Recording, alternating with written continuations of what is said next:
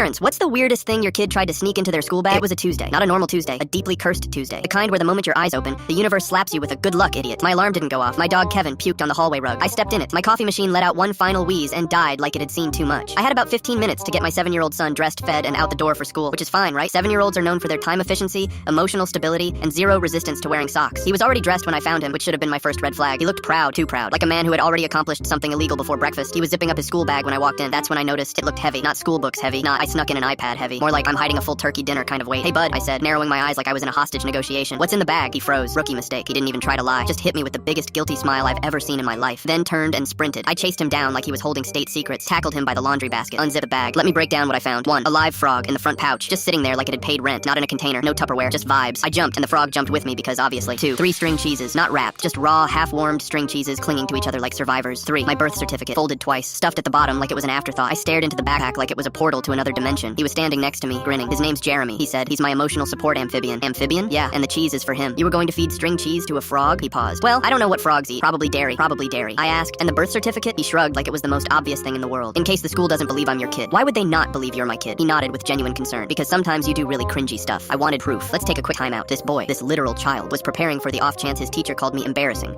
And instead of using logic or say our matching last names, he thought the best way to prove paternity was smuggling my government-issued birth certificate into a frog sanctuary disguised as a school backpack. I took a deep breath, counted to 10, and said, "Why is the cheese warm?" Oh, I slept with it under my pillow. I didn't want Jeremy to get cold. I didn't even know who Jeremy was yet, and I already hated him. We stood in silence. I was holding a frog. There were cheese strings stuck to my fingers. The birth certificate was damp for some reason I still don't fully understand. Okay, I said. You're not bringing Jeremy, the cheese, or my legal documentation to school. Understood? He sighed, not like a kid, like a man who's been through war. Fine, but if I have a bad day, it's your fault. Flash forward. I drop him off. He walks into the building like I've personally failed him. I get to work. I'm exhausted. I smell like frog, whatever. Then around noon, I get a call from the school. Hi, this is the front office. We just wanted to check. Did you mean to pack a frog? My soul left my body. Turns out he had a backup frog. That's right. Jeremy number 2 was zipped into the side pocket. Alive, slightly cheesed. I had to leave work, pick up the frog, sign a formal no animal transport warning, and listen to the vice principal try to explain the situation with a straight face. When I got home, I found my son on the floor drawing, not pictures, a blueprint, a sketch of a backpack with frog compartments and a little built-in mini fridge for Jeremy's cheese supply. He looked up at me and said, "You ruined the prototype." I ruined the prototype. So now my son is grounded. My birth certificate is wrinkled. My coworkers think I run a side hustle in exotic pets. And Jeremy lives in the backyard now, in a makeshift frog condo made of Tupperware and popsicle sticks. Every morning my son salutes him before school like he's a tiny cheese-fueled war hero. And me? I've learned to double-check every zipper, every pouch, and every child-sized smirk. Because if this kid ever gets his hands on my passport, we're all screwed.